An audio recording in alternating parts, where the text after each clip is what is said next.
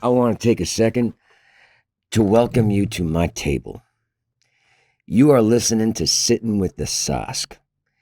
This is a podcast where we are going to talk about everything the film industry has to offer in Oklahoma. Soup to nuts. We're talking page to screen, everything in between. I'm going to talk to people who are in the trenches in the industry here, and right now. Now, why the hell should you listen to me? Well, we're about to find out. But first of all, I want to thank two individuals who are helping me make this show happen right now. There's a man behind the camera, and that's a man called Huff. David Huff is one of the co-producers of this show. And I got a man behind the board who's running everything, switching it here and there, doing the thing, making it dazzle. That's Sacha on the board. Gentlemen, say hello. Hello. Now, how many years have you been in this industry, Mr. Huff? 45. 45 years. Sacha, talk to me. How many years you been doing this shit? 40 plus. All right. So between us, we have, I'm not good at fucking, so we have almost 100, we have almost a century of work in this industry. Every angle of this industry, between the three of us, we have been a part of. I'm bringing 35 years of being a working actor, one of the 5%ers, and I am blessed to have had that, to this table right here. What I want you all to do is come take a seat and listen, because I'm going to have people who are in this industry, from directors to writers to animal wranglers to production designers, and actual tales of the tape. Not saying, if I made a movie, this is what I would do. People who are making movies right here under our noses in Oklahoma. We've worked with some of them. These two cats and I, we met on a film less than a year ago, directed by a crazy mofo who sometimes wears an ascot and a crazy hat named PJ Morehouse, who wrote this really great film about these two burglars who find a chest of gold, or find that it's hidden in a special bank vault that wasn't on a certain map. They try to steal the gold, and then ghosts come out of nowhere and fucking kill them. That was the film. We shot that sumbitch in 2 days. Now that film right now is making the rounds in LA. It's winning awards. It's won script awards. That's one of the pieces I've been part of in the 4 years that I've been here since plague transplanting here from New York City. I have done voiceovers for video games. I've done voiceovers for TV shows. I started on the boards. I've played One Flew Over the Cuckoo's Nest in Portland in front of Ken Kesey's damn family with the son of the big chief from the film in my damn show. I had that experience. This is what I want to talk about. I want to vibe about the craft. I want to vibe about everything that this industry, the story making, the storytelling, and all the people in this state that I have discovered in the 4 years here that are fantastic to work with. I have been meeting storytellers here and making stories, and some of those films are making their ways around festivals right now. I'm going to bring them to the table. We're going to talk about the experiences that we had. Now, there's stuff that's going on right now here in Tulsa, and I want to talk about the film world. So I don't want to be like, I'm going to talk about the film world and then not have anything to say about it. There's a film right now filming in Enid and Guthrie. It's called The One.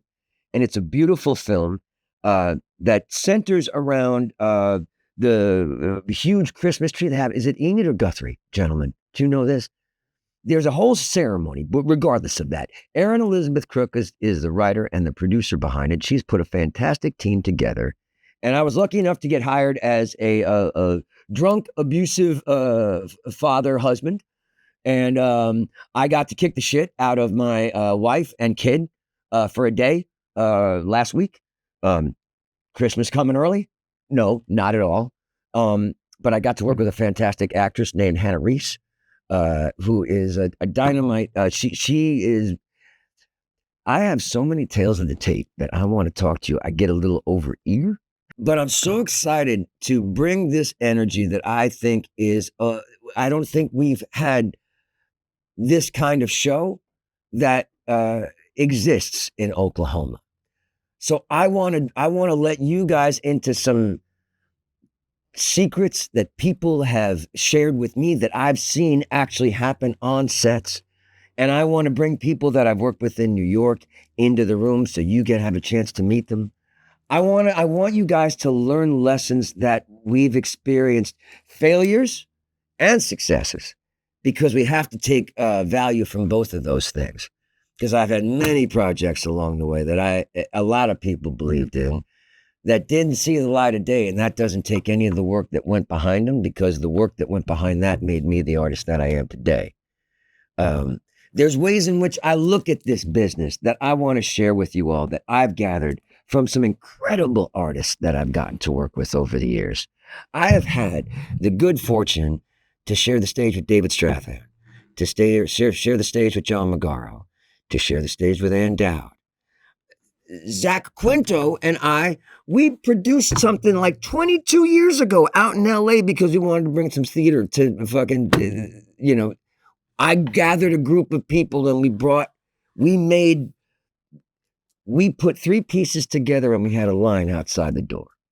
And nobody was interested in theater in LA, yet we put it together.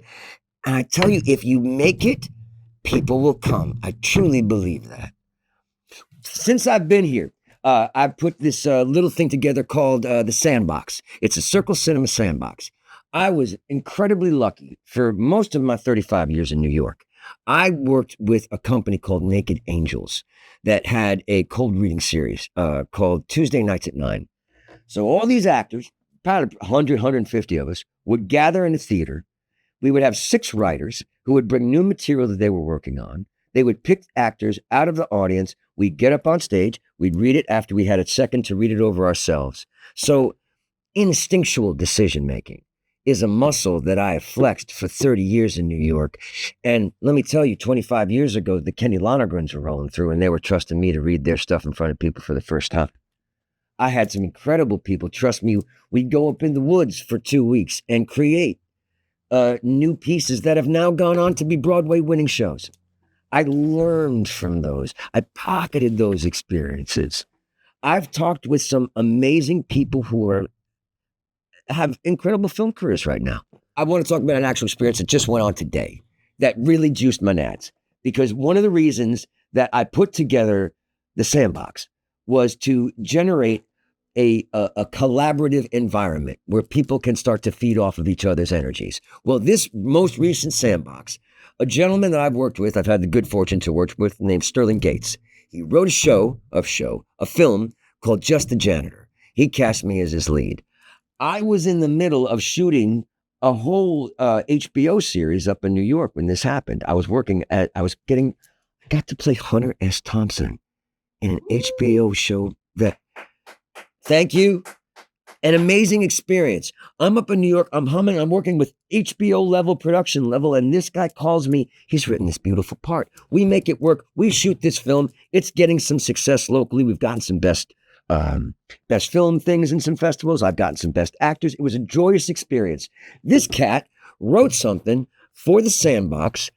The guy who was the production designer on Just the Janitor happens to be a really good writer, very multifaceted, very important in this industry, as these gentlemen will attest. Multi-hyphenate people know how to run a camera, know how to write, know how to produce, know how to direct, know every aspect of this industry, because the more multi-hyphenates you can have in a room, the less people you need. End of story. But I have this guy read a part with me at the thing that Sterling wrote. There's a producer in the audience. This person met with me in Oklahoma City today, and I truly believe, because she happened to be in this room to see a piece succeed and an audience lean in and laugh together, that natural energy can just speak for itself. And you don't need a pitch deck. And you don't need to tell someone about the idea that you had. What happened in this instance was leading with the work. You gotta lead with the work. Because if you just talk, it's a bunch of talk. Everybody's got a fucking idea. Put something that I can see Show me you can do something. If you have an idea, make it into a script. You telling me an idea is nothing but a fucking idea. But this cat took the risk. We read it. We're going to do it. Somebody who was in that crowd watched that stuff happen and today said, and I had a number in my head, very low, of what I thought we could do this for. Realistically, she had the same number. We're going to do this film. And it's a wonderful script. And you know why? I know it's wonderful? Because I read it in front of almost nearly 80 to 100 people. And they all laughed. And they all leaned. And there's a beautiful turn in it. And everybody held on for that turn. And when that stuff happens live, it's better than any pitch you can make in any room ever. So lead with your work. That's what I want to bring to the table. That's a lesson that could be learned. How do you do that?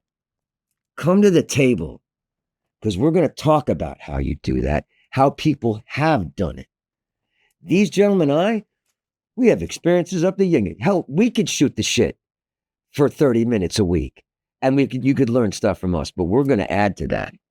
I can't wait to share with you what I've learned and what I've learned from the people that are going to join me at this table. Sittin with the Sosk. We're going to go live, I'd say in another month or two, gentlemen? Yeah, before now.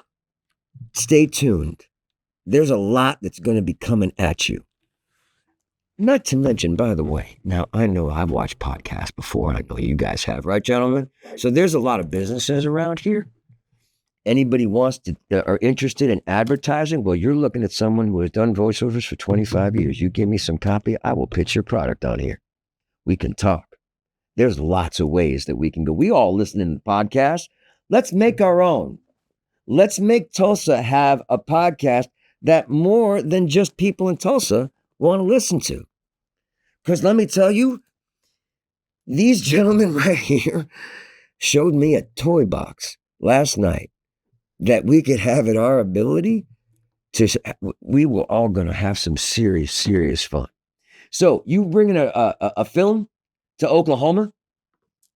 Come join us. Sittin with the Sosk is the way to find the inside track on the film industry in Oklahoma. We're in it. We're not just talking about it. We're doing it. And I'm going to bring doers to this table. And people that you don't know about, the hidden gems.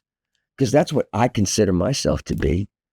I don't want anybody to know my name. But now these two guys said, hey, let's do a podcast. Now, you might know my name a little bit more. But it's just the Sosk. It's just a character.